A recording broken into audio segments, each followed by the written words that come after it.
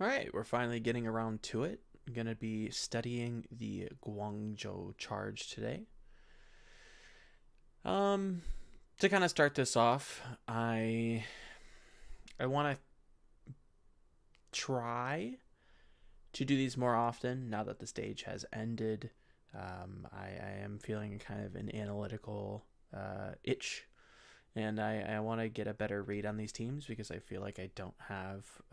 There are some questions that I still have about some of these teams and how I feel about them.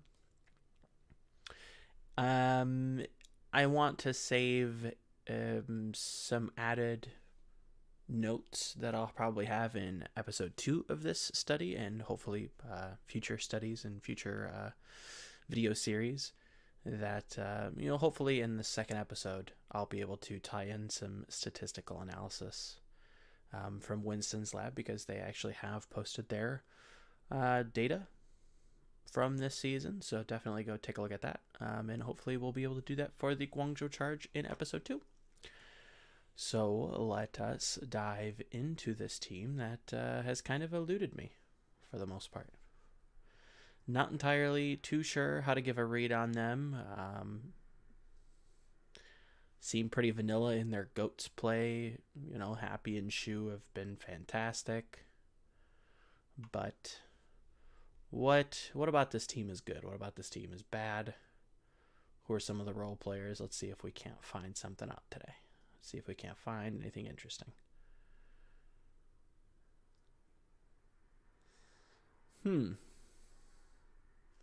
Eyes are on Chara here.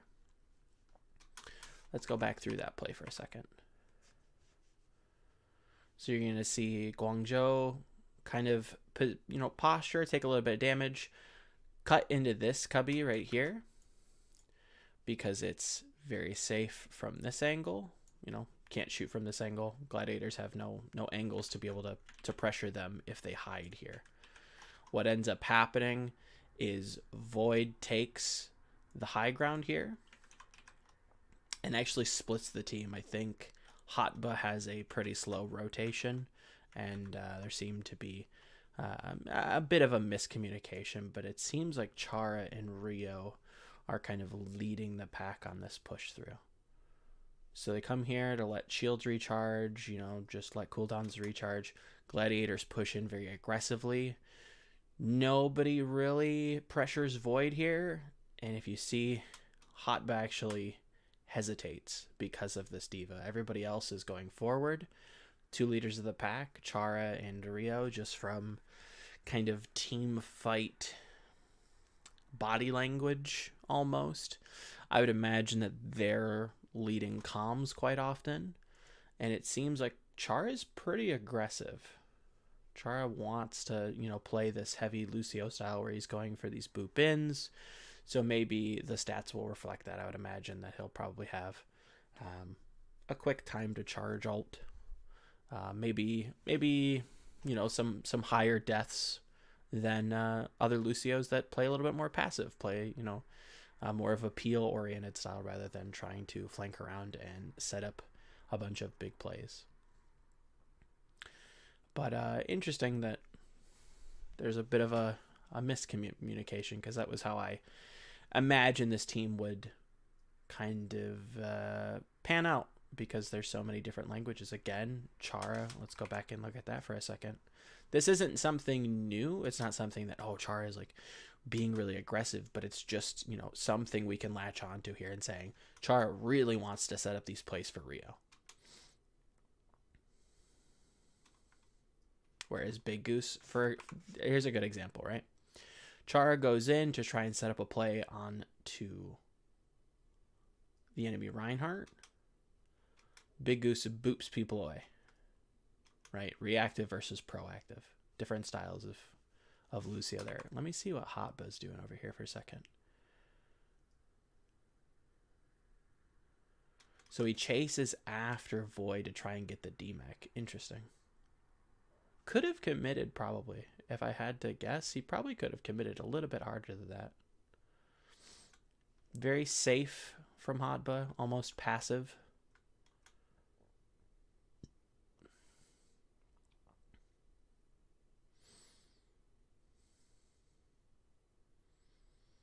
So far, so good. Tragic grab from Gladiators. Hate to see it. So far, Chara and Rio, hot but being a little bit passive. One thing that I've been interested in keeping track of is, or just trying to pay a little bit more attention to, is what the Zarya and what the D.Va are doing a lot of the time, because it's how you're getting a lot of your damage done in these comps. And some teams shift their focus quite often, where some teams are very focused on the Reinhardt shield, trying to really pressure that down. A team that has done that very well. Probably Vancouver in the finals was a good shout. Sominsu found a lot of damage, but I think most of the time was very focused on pressuring the Ryan shield rather than trying to, pressure targets that were more available. I think Choi Hyobin was playing on the flank a lot of the time, and probably, he could have been pressured by Sominsu at times. At other times, not so much. But it seemed very deliberate that Vancouver was really trying to pressure the Ryan shield as much as possible and put Super on the back foot. Is that what Guangzhou's doing, is the question. Let's take a look at this fight again. So we're focused on the Zarya here. So again, standard poking.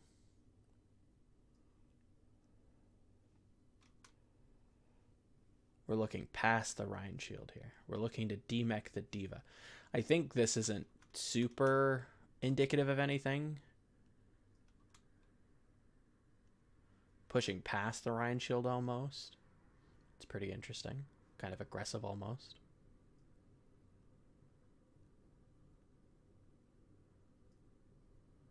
Where are we looking happy? What are we doing? Ryan here, Ryan. There's a split. So if I had to guess, granted this is just one fight, it does feel like Happy wants to do a lot of damage, trying to shoot past the Ryan shield. The D.Va was one thing, could have been low, discard was called. That last one looked to be a little bit more aggressive. Let's see if it continues throughout streets and beyond.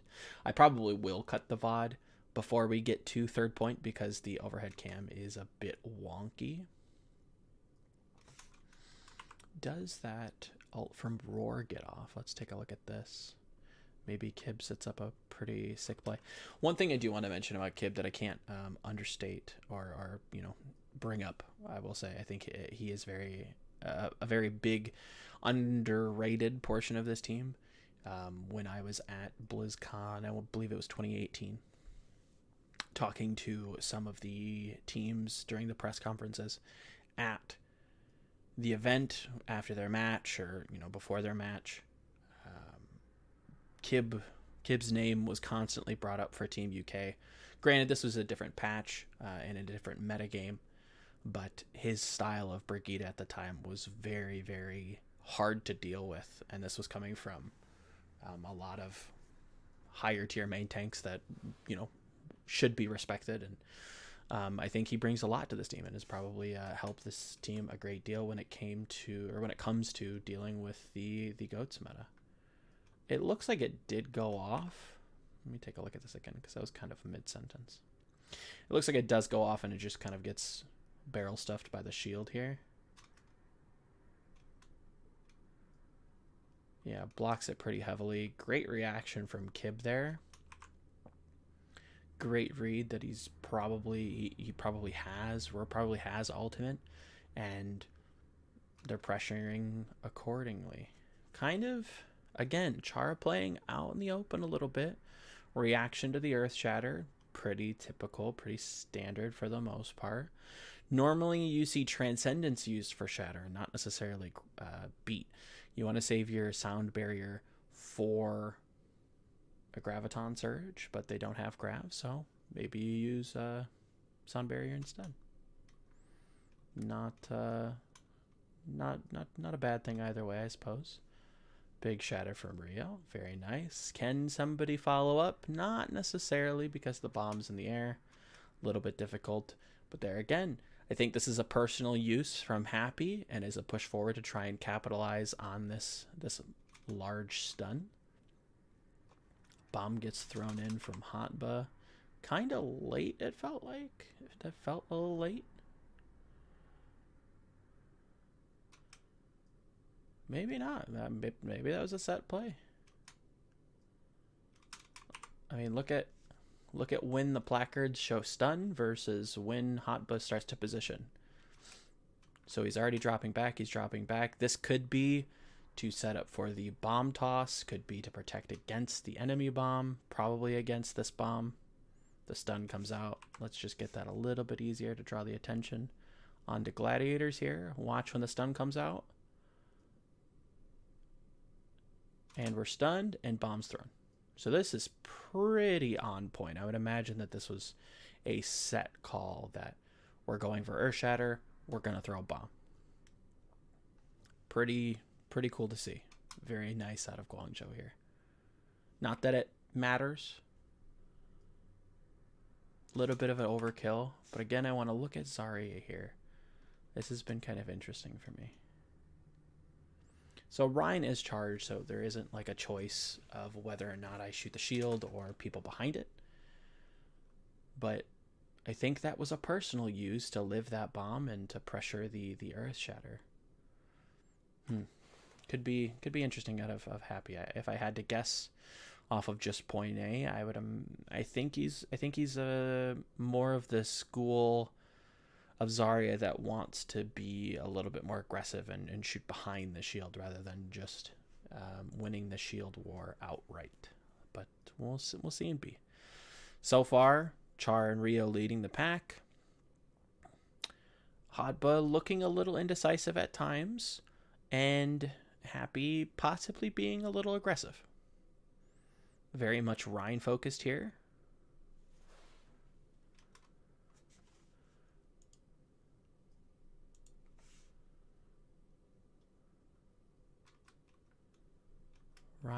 Ryan, looking past the Ryan here. This seems to be... I don't necessarily think this is indicative of a tendency or a pattern.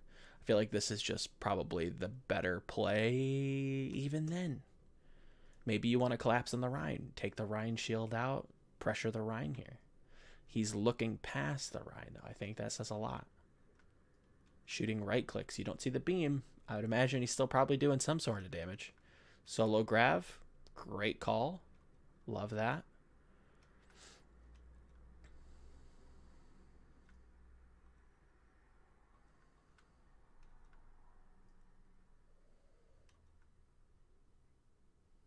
Zoning past. Interesting. Okay.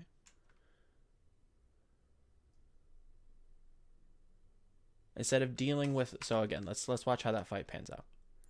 So instead of dealing with people on the cart, he's zoning past. I feel like that is a little bit of a pattern now. We're starting to see Happy play a little bit far forward. He could shoot the Brig. He could shoot the Lucio. Could be chasing after the Zarya. Chooses to make space. Choosing to play a little bit more up in Gladiator's face here. Trying to take out the Zen before he can do too much. It's not something that's wrong, right? I don't want that to come across as a bad thing. But it's just a couple notes to kind of pay attention to. Maybe Happy Zarya is a little bit aggressive. Not that that's a bad thing. Not a bad thing at all. Just a style, I would say. This, I think a lot of people are going to be like, oh, look, he is aggressive. Look how forward he's playing. What he's doing here is he's trying to get on the high ground. But again, to your credit, viewer who is going to point that out in the YouTube comments or maybe just makes a mental note of it, it's not the act of pushing forward that's aggressive, but positioning on the high ground is a little bit, looking to find big right click damage, looking to find those off angles. Very much a this Overwatch League style. We talked to a Tactical Crouch, the podcast that I do with Kick Tripod and Yiska, two of my favorite people. We talked to Christopher, coach or a member of the coaching staff on the Philadelphia Fusion, and he talked about how this is one of the differences that EU, the European contender style of goats, varies from the Overwatch League style of goats, where the Overwatch League style of goats is a lot more focused on allowing your Zarya to position in ways that she can find a lot more damage. But now that I'm talking with some contenders teams and some interviews that hopefully we'll be able to get out soon, maybe that's not necessarily true. Maybe it's that the European style is played the same way. To kind of give a note on that, I talked to Hardest, currently on Samsung Morningstars, their Zarya player, but formerly of Eagle Gaming, who is touted as one of the best GOATS teams to ever play the composition. And he talks about that being a very big staple of the European GOAT style. So maybe not necessarily the case that European GOATs are more of a passive Zarya. They seem to want to play the flanks as well. Great disengage here. I think this was a great disengage. This seemed either really slow from Gladiators, but... So hydration pops rally, which is a sign that a team wants to play a little bit aggressively. We're starting the fight here. And now they commit to pushing in. Guangzhou already sniffs that out from a mile away. They're already retreating. Good coil up from Guangzhou here. Great to see that. We're not just going to contest them on rally. Just kite the rally out. Don't have to worry about Briggs speed boost. Don't have to worry about, a team trying to fight into us. We're just going to kite you out. Let you ride out that ultimate. That's cool. You can have some of that passive armor. We'll chip it off on the approach. Nothing too crazy here. Good timing on the ult. Happens. Pretty typical. Nothing too crazy there. Let's see this next. Again, taking high ground here. Really for the Zarya. Good for the D.Va. Good for the Zen. I feel like this is very much a Zarya thing. A Zarya move. And they immediately forfeit it. Another thing that it does really well, rotating this way, up and around, through this alley, up these stairs, and then positioning in this corridor. You don't take a lot of poke damage, so you're actually conserving a lot of Reinhardt's shield, which is actually quite intelligent from the charge. If you just walk up, you are committing to that shield war, but if you position this way, you start the fight on the cart with a fresh shield, which is great for you. What you do have to worry about, though, is it allows Lucio, like you're seeing right now with Big Goose. You see the enlarged placard. That means he's riding on the walls. This means he's looking for those boops as Guangzhou crests that doorway. There's a possibility that your Rhine could get boops. So what is happening here for Guangzhou is it seems like they're all committing out instead of leaving the Reinhardt that gets displaced on the cart alone and abusing the high ground to kind of force a trade. They're all committing to save the Rhine. They all drop down and then they continue with the fight.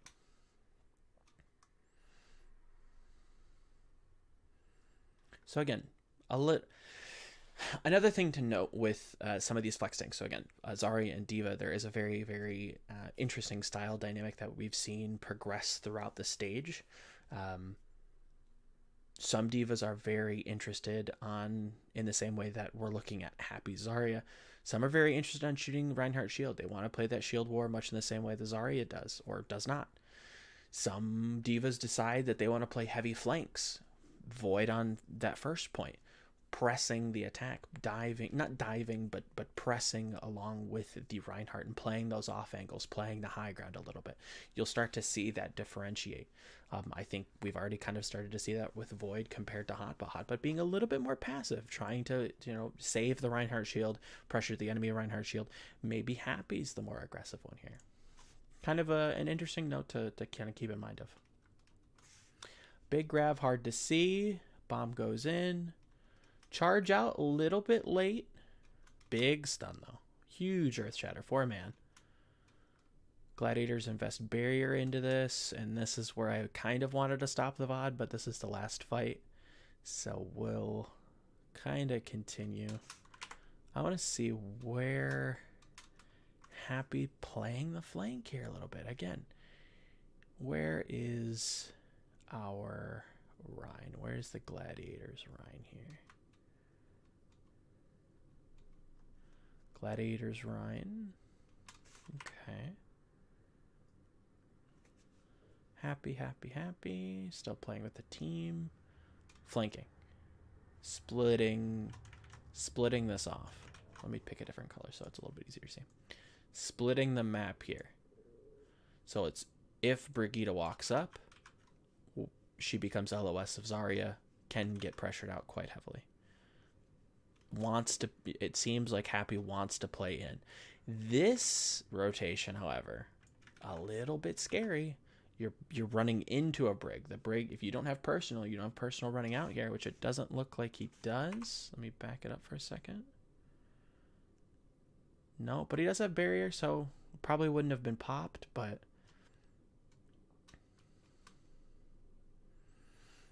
it seems like Happy wants to play a little aggro.